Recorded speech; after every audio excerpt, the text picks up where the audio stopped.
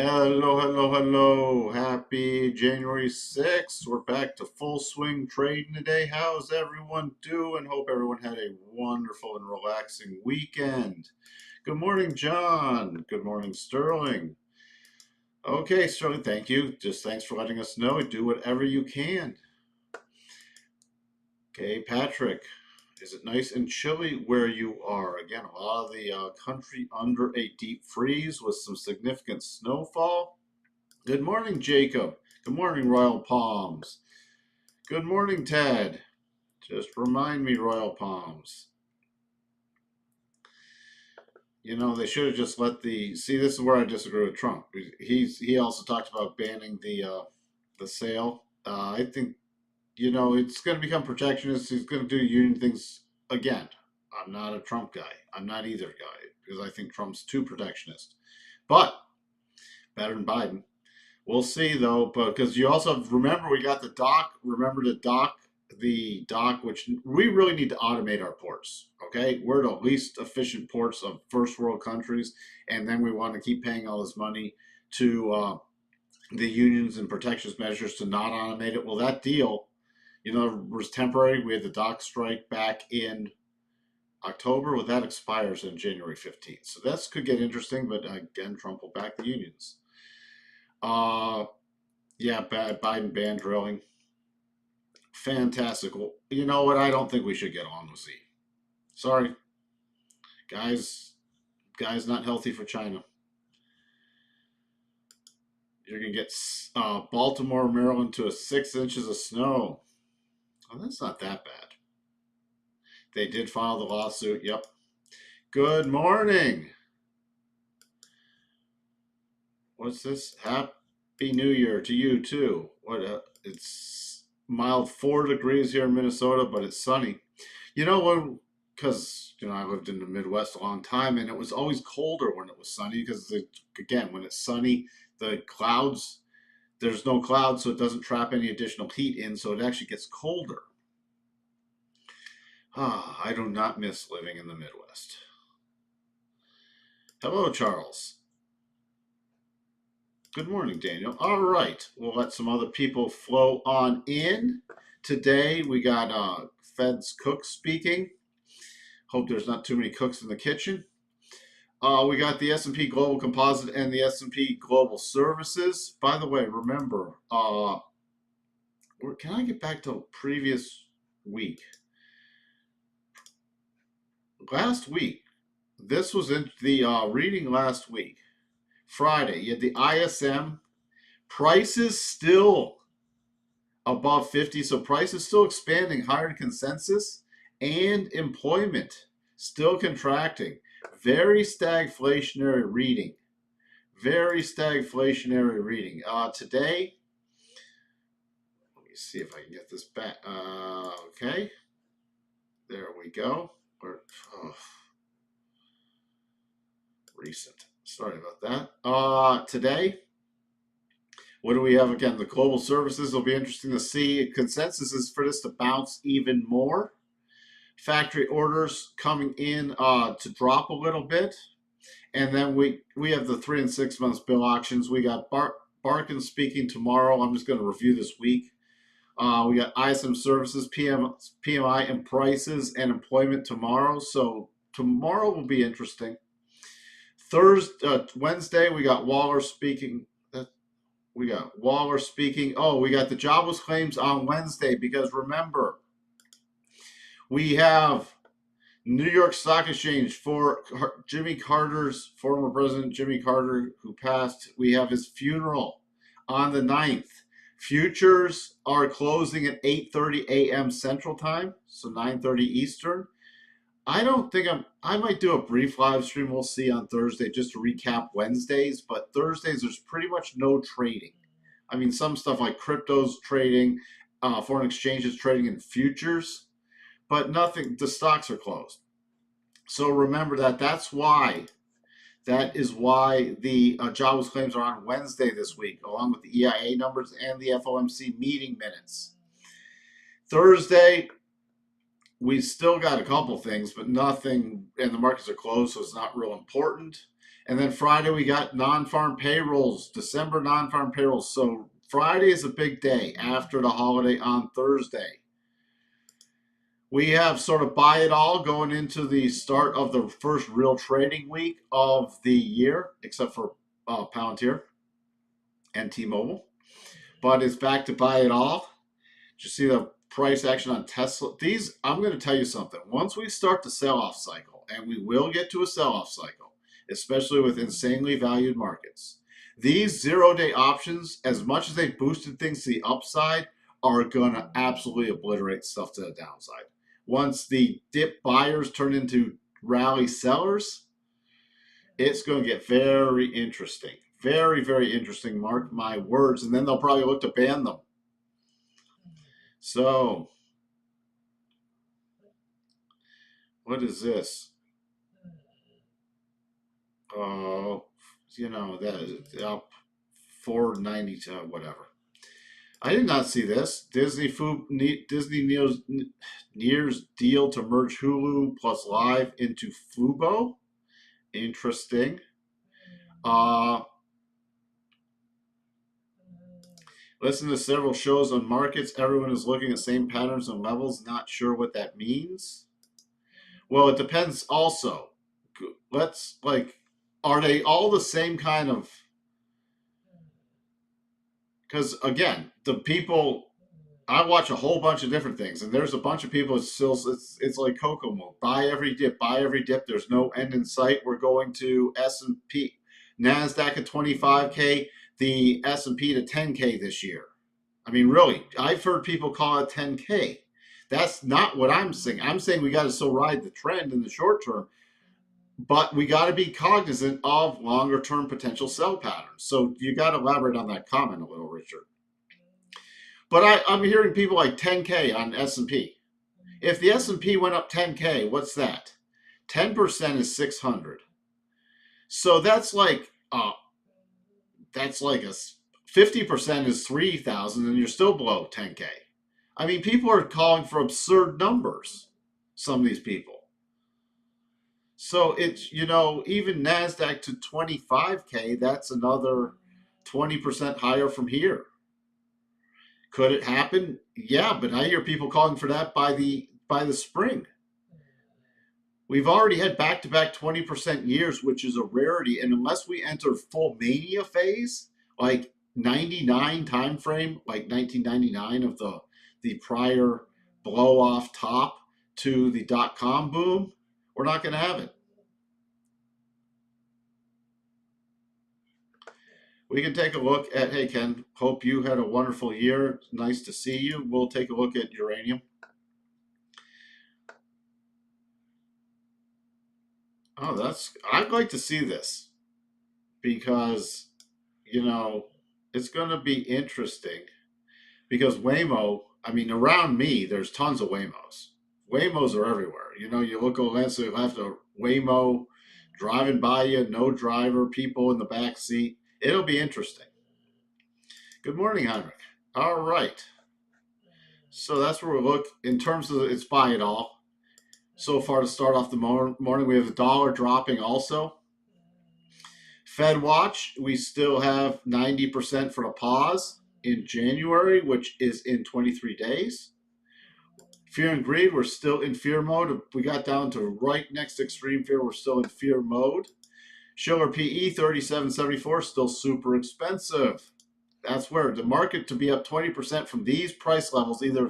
We've already had massive multiple expansion last year with earnings becoming more and more stagnant. So we need either earnings have to really start ramping up, or we have to have another massive multiple expansion and maintain the levels and keep rallying, or the markets will roll over. We have to wait for a pattern to trigger them.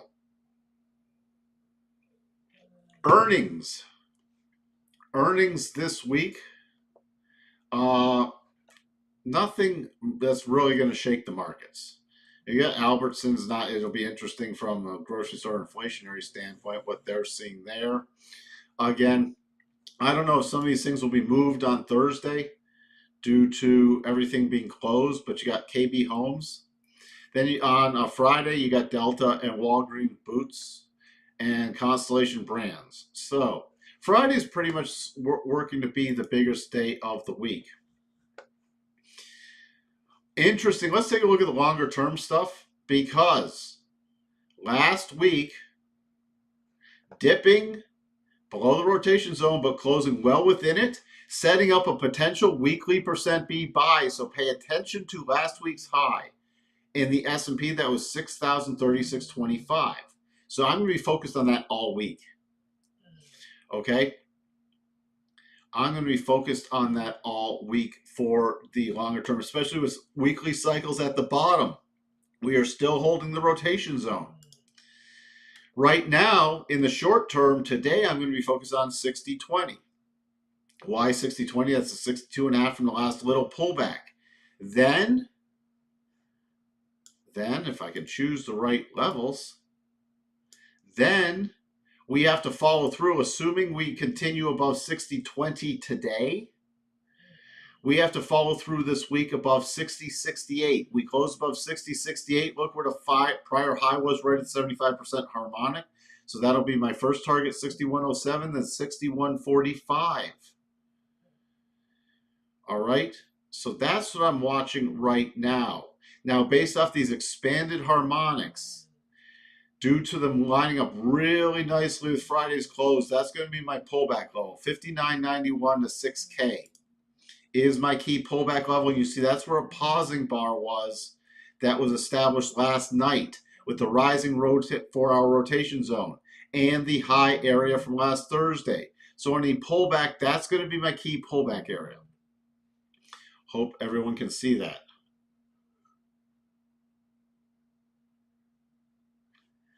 So your takeaway from all these shows is that we will keep heading up until unemployment numbers get real with the corrections. We'll see. We shall see. So that's what I'm looking at overall. Now, we still have daily cycles climbing. We have weekly cycles at the bottom potentially climbing. So could we, over the next few days, continue a nice rally? Yeah.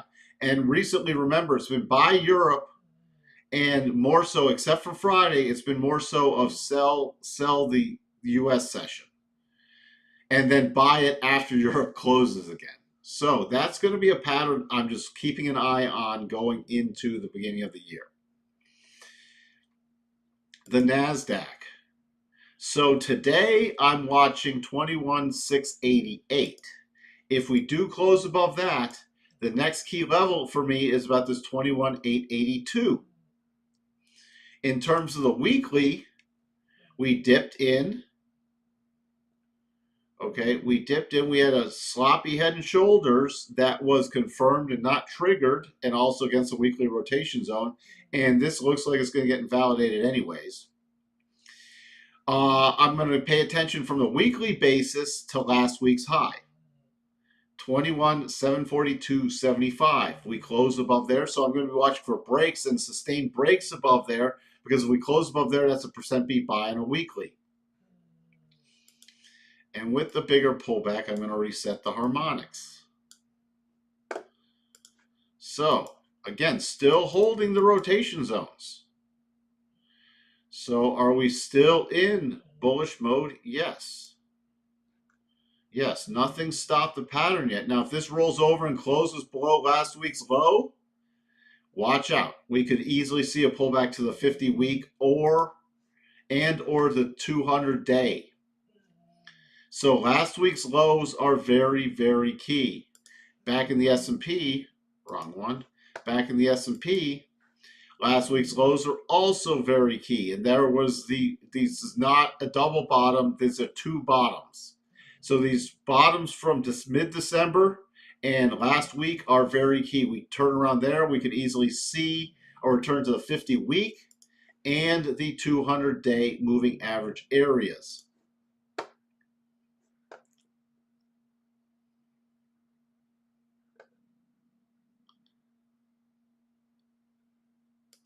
As I'm listening and watching you, Mike, and learning this stuff over the past 5 years, I find your info gold, and I appreciate your teaching immensely. Well, you are S&P levels gold. Well, you are very welcome, Andrea.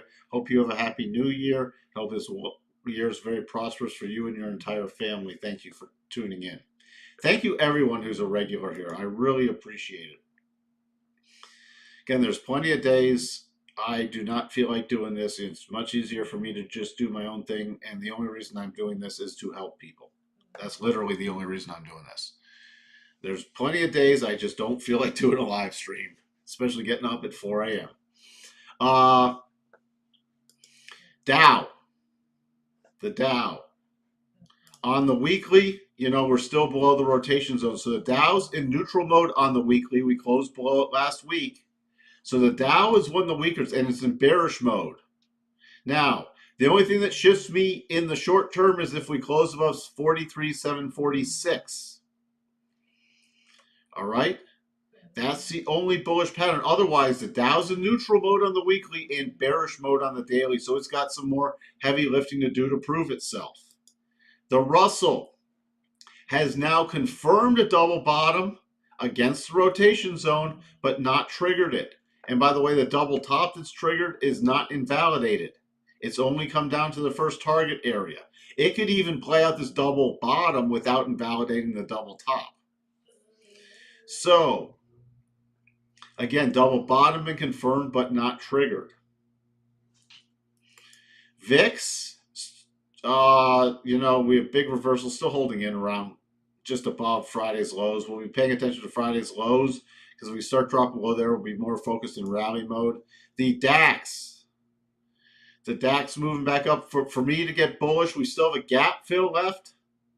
Before the contract roll, but we're in the key rollover zone on the DAX. We're getting to tight cycle tops. The only thing that makes me watch for a little higher price action is if we close above 20,400 roughly. Other than that, key support 20,175. Notes coming back down. Now this we had a potential head and shoulders. The head and shoulders is done. However, because it never confirmed or triggered, we are in potential double bottom territory. So we're going to be paying attention to see whether that triggers or not. Because other than that, I'm still watching for lower prices on the notes unless the double bottom triggers. And by the way, if once we know the low, I'd be watching on the conservative side. We just don't know if that's. I'll just leave it on that side and I'll adjust it. That's the only thing there. On the yield basis, we had a sloppy head and shoulders, never got close to triggering, but now we're in potential double top territory. Again, this probably will not trigger because we're holding the rotation zone. And we still have a magnet price of a yield of 4.7. So I'm not expected to trigger, but that's the only thing that would watch me for a pullback in yields. Dollar index dropping to the bottom of the rotation zone on the daily. Now, what's interesting on this on the weekly, remember, we closed above the 62.5 on the daily, but we did not follow through with the close on the weekly. I'm still watching for higher prices, but we did not shift the probabilities on the weekly basis yet. So I'm going to be paying attention to see where this very key support shelf is right here. See this? We already tapped it with today's low. We tapped it with December 30th's low. And we were right there on a closing basis back from Friday the 20th. That's now a very significant level. Pay attention to that, because if we break back below that level and follow through, then I'll start watching for the bigger pullback on the weekly basis into the weekly rotation zone. Other than that, got to stay short-term bullish, watching for pullback dips to get into.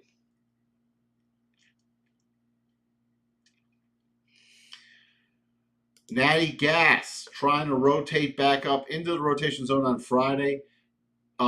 There's only a potential rotation zone, no percent beat buy, but it would have to close above Friday's high. Gold, remember we completed the little mini channeling double and now a pullback. I'm still watching for potential gold bottom coming up shortly on a weekly basis. Silver's interesting, confirming the double, but might not trigger. Again, it's against the rotation zone. But if it closes above 30 0.485, it will be triggered for a little pop. Copper also. Friday was a percent B buy, little follow through with a big spike up and now a pullback. So commodities like copper and silver, a rotation into this morning, but not sustaining now with the dollar snapping back. Yields on the yen coming to new recent highs. So, and the yen still sideways correction. Still watching for us to reconnect with that 87.5. Euro returning to the rotation zone. We do not have a long-term buy just yet. Still watching. We could set up for possibly a shorter term pop, but nothing yet in that. Let me just get to a couple other things. Then we'll get to spiders. Uranium. We triggered the double top. We hit the first target. Okay? We've hit the first target. We have a little pop up in here in commodities. I'm still potentially, this is not a super strong buy signal for me yet. I'm still watching for more. Now, this is trading around a core position. So if you were not in a core position, this could be to get in a little bit off the first level and then keep managing the position from the next two lower levels.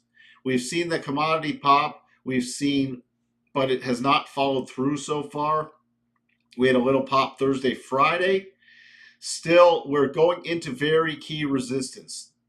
And we don't have another longer-term buy pattern. The last longer-term buy pattern was this double bottom back in August and September that triggered and ran it up to the highs.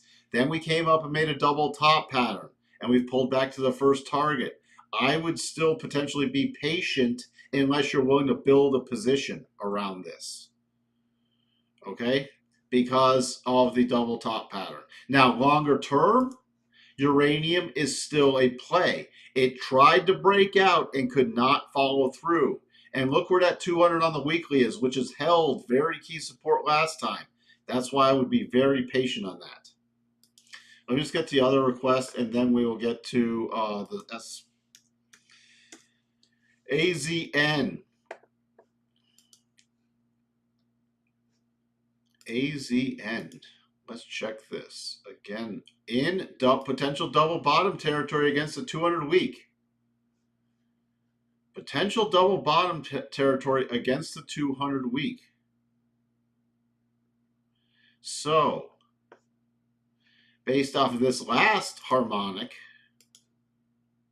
it completed the 87.5, and we're trying to hold there against a pretty significant support base. Now, it's against the weekly rotation zone, but I'd be watching if it follows through on any shorter term buys, it's got to follow through above 69. And if you close back below the 63 level, would not want to be in it in the short term. So on the daily, let's just see what the daily is bringing. I'd be watching on the daily on this little pop from the lows on December 20th. I'd be watching back for a close above 67.03 to shift the probabilities in the short term.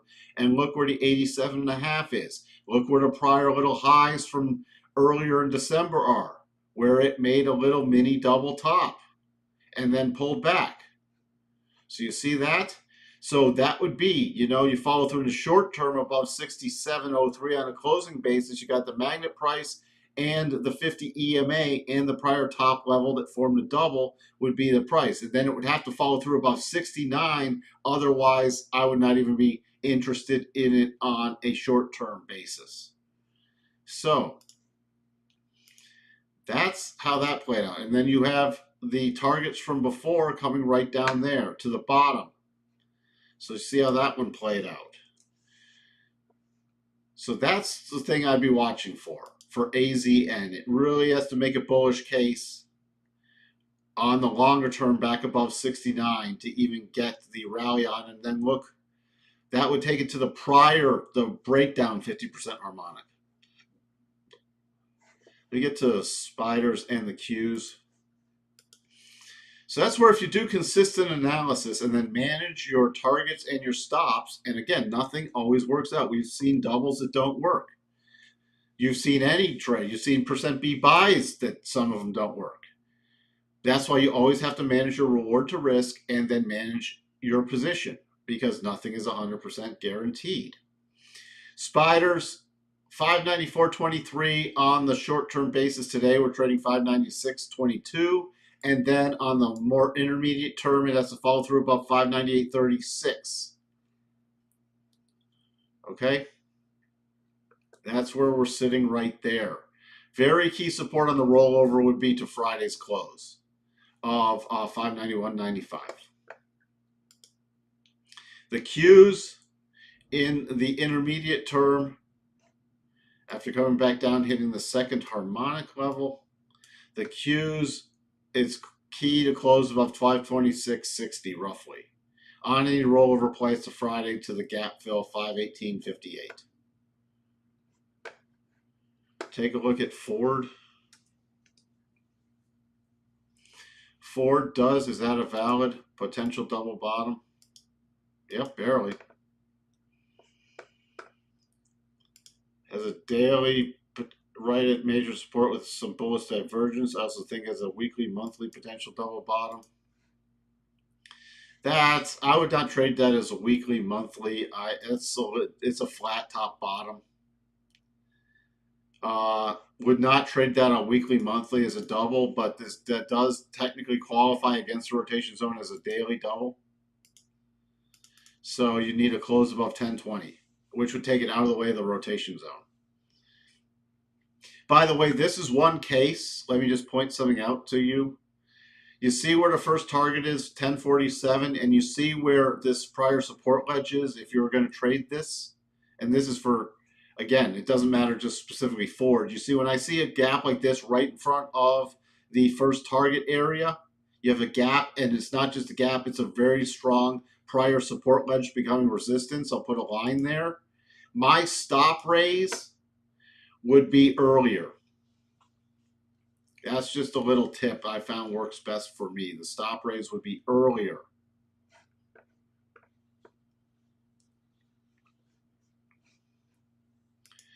Potential daily double bottom on RSP.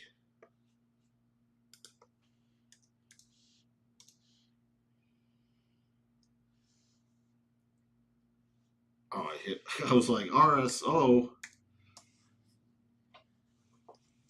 The S&P equal weight does have a potential double bottom against the 50% harmonic. So that is definitely completely valid. Now, on this one, I'd want to follow through and close not just above the peak, but above the rotation zone to at least get that out of the way. But after the pretty significant sell-off in the equal weight, you do have the daily double, which would put it in bullish mode, and on a weekly basis, it's in neutral mode. Now, let's see how this would play out. Let me look at one thing real quick. Look at that. Let me change the color on this. I'm sorry. For the longer term people, I hope you're seeing how many things uncannily line up. That doesn't mean the probability shift. You have to still trade the independent probabilities. But look at this. The RSP, you see the double here. Let me get back to the daily. You see the daily double.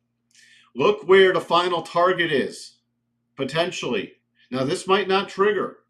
Right at the 62.5. So could this double play out and then we still don't go into major bullish mode again? It could take it between the 50 and the 62.5 for another rollover. Very interesting. This kind of stuff just fascinates me. Fascinates me. Thank you, MJ. Tesla, after the major zero-day options buying spree on Friday, and now the upgrade. It'll be interesting to see if this follows through and makes a double top pattern with the upgrade. But in the short term, your rollover area, Your rollover area is still, by the way, this still counts as closing back for the, look, we dipped in the weekly rotation zone. So still holding a bullish pattern. There's no percent beat buy potential on the high though. But I'll be watching to see. It needs to get back above 446 roughly to get into short-term bullish mode again. It's literally buy everything. Avgo, now if this rotates up again, it will not be a double top anymore. It'll be a triple top. So double top is not triggered. NVIDIA now has invalidated the sloppy head and shoulders. So that's done. Everything's in rah-rah buy mode again. You're welcome, Anissa. Now let's take a look at OKLO.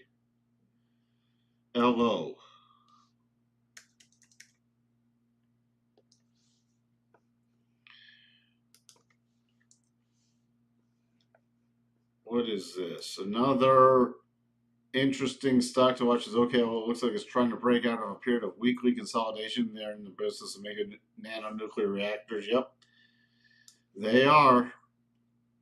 So it does look like a pretty strong potential breakout. They're not making money yet, are they? No. So again, we're just in a speculative mania play. But the levels, it does look like a breakout.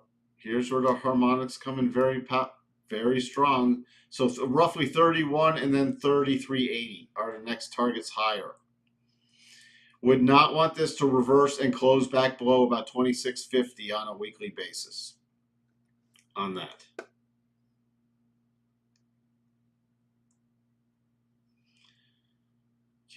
It was interesting before, like the complete electronic trading we're in now, but this is where you learn to, you sort of learn to put the levels together in your head. I think I got to everything.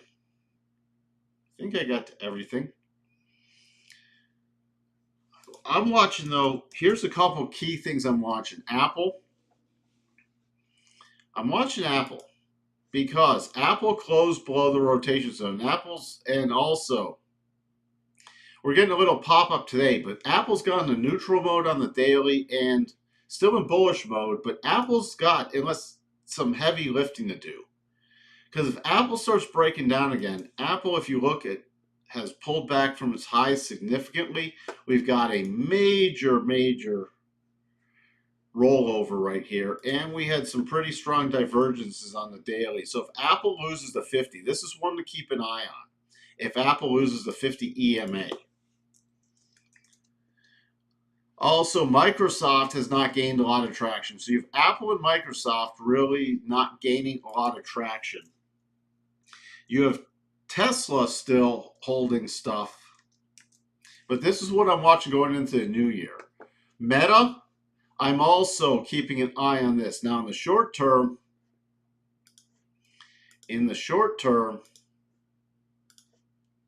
with Meta, looks like we confirmed this on Friday. Today will be interesting to see if we triggered a little double, which could take us back to the prior high area. So Meta could still have some room to run. Again, a little higher, but it depends on today's close. If this rolls over, it'll be interesting, though. If this can't sustain above 599.28, it'll get interesting. All right, let's peek back into the S&P. Pretty decent opening so far, a little dip, and then the complete snapback. So let's take a look at the tick.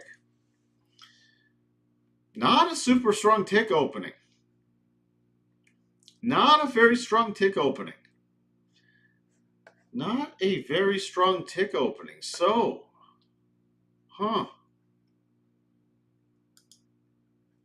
wow. Unless this can't get back above 60.40, I might be watching first if the tick starts breaking down for some rollover plays. So my key levels at the open are the 60.40, 60.41 level, and then back to where just bottom out. Remember, no matter what the time frame, you see how this key emotional closing bar back prior to the open and look at the prior support. Look at the prior resistance, I should say, becoming support. And look, focus on key closes and then look to the right. So that's completely confirmed that level to a T. Don't worry about the little dips because look, it dipped below that, but then it closed right at it. Then we got the launch pattern. So here, if you're short, this only matters to short-term traders. These would be the two key levels. Now, if it breaks above 60.41, you can start getting a strong tick. It has to prove that level of support for me. That's what I'd be looking at. And then I'm looking out because if I come here to my 1 hour chart, look, we're into a clear path move. Where's the next breakdown zone? So for intraday stuff, if the tick firms up and this can get back above 60.41 area, then my next key target, look where the 62.5 is and the prior breakdown zone and the little mini double top on the 1 hour. So that's going to be a very strong magnet price if the tick can firm up and hold and it can sustain something above 60.41. Again, not a trade recommendation, but if you're trying to learn price action and you're trying to learn it on a shorter term basis, that's what I would be looking for. I hope that makes sense. Okay? And then, you know, if it breaks below that 60.19 level, or that would be the first level I'd watch for support, but if it cannot sustain that, then I'd start watching for the bigger pullback around the 4 hour rotation zone. Other than that, with based off these percent B buy patterns, gotta favor at least the short-term price. See how we're, again, we've now rejected it twice. Now, if this breaks through and turns this into support, then I'll be watching with a firmer tick. Okay, so we have the tick. We've pulled back to 0. Now I'm going to be watching for the tick to really firm up. If you're worried about intermediate or like longer-term trading and don't day trade, just watch these levels to learn from them. Watch the price action to learn from it because it's applicable. It's stronger on longer term, but this is sometimes helpful if you watch stuff in the shorter term because you get to see patterns repeat. Now, remember, longer term patterns, longer term levels are more significant and more important than like a 5 minute.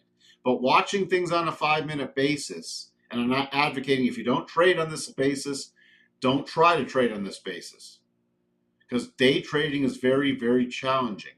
But it's interesting to watch patterns play out and levels to play out and how the market reacts at levels. Okay?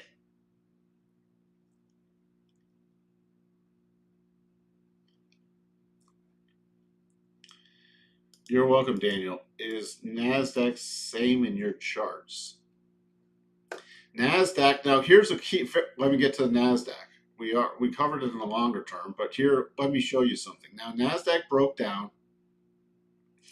Actually found some support at the bottom of the last base, went through the top, and NASDAQ's naturally more volatile.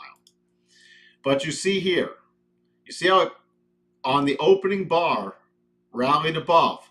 Then we got the pullback bar. This confirms it. And then rotating back up. So now, as long as we don't lose on a short-term basis, this 21,750 level, and that's not on a low basis, that's on a closing basis. That's now confirmed support for me. That's why if we were to roll over and close back below it, would not be good in the short-term basis. And again, I'd be watching this 1 hour rotation zone, especially if the 1 hour starts coming up here. Look where the 62.5 is. You have the prior topping area. You have the breakdown zone. See here? The breakdown zone and the 62.5. So my magnet price now would be right around this 21,880 to 21,902. See how that's, now that's not a guarantee because I just told you where a stop level would be if I were in a trade like this, would be on a closing basis below 21,750. Or, and I have two kinds of stops. I have a closing basis stop and then disaster stop. Now, a disaster stop should be if the market just tanked and turned around and went through about 21,715. I wouldn't be holding, waiting for the close below 21,752.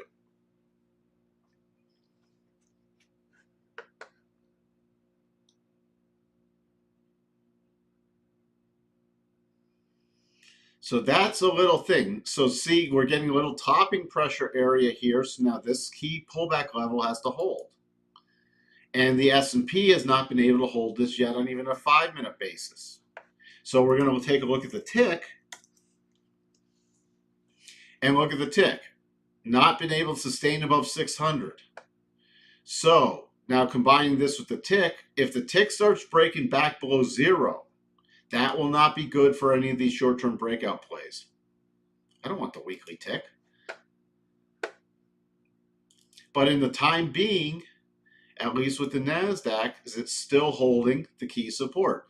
Don't overreact to little, notice stuff, but don't overreact. Again, the key level for me, 21,750 on a closing basis. All right, that's enough little teaching to start off the year. And if you're not a day trader, do not be attempting to day trade until you have a ton of practice, and then trade with micros only. And if you're not worried about day trading, just ignore it and go longer levels are better than shorter levels. So this week, what are we watching in the NASDAQ? Around 21,890. Okay. On the S&P for this week, we're watching for the close above 6,000. Let's just call it 6,069 for any follow through. I shall talk to everyone tomorrow.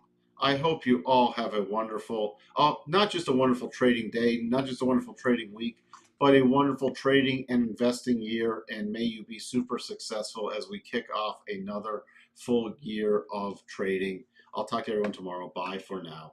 You're welcome, MJ.